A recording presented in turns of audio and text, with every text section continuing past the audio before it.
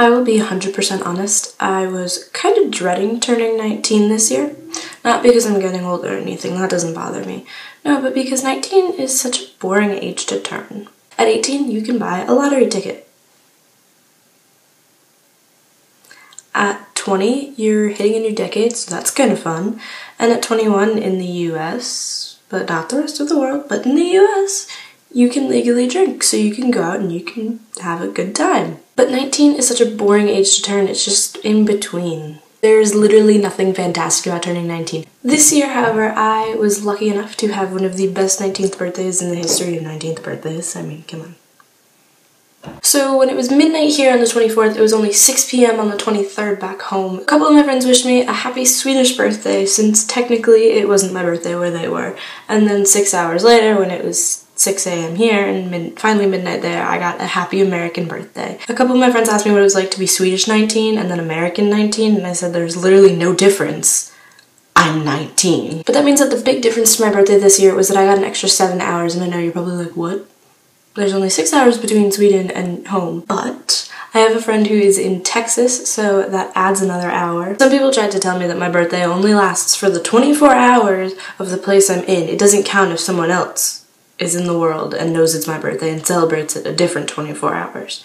I disagree. So after I got my Swedish birthday wishes and then my American birthday wishes, I woke up the next morning and I found out my one class for the day was canceled. Believe me, that is like the best birthday present I could ever ask for, because it would have taken 4 hours out of my day that I would be spent going to school, at school, and coming back from school, and I'm not about that.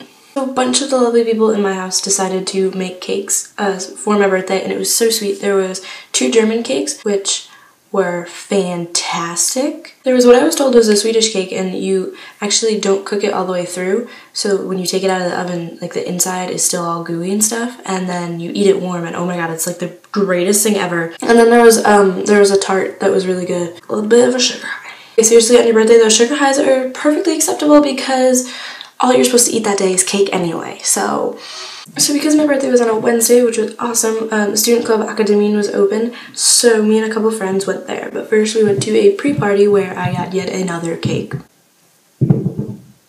That cake was awesome too. So then we went to Aka, and the first thing that happened was my friend Shannon bought me a USA shot, and everyone keeps asking me what is in it, and honestly, I really don't know.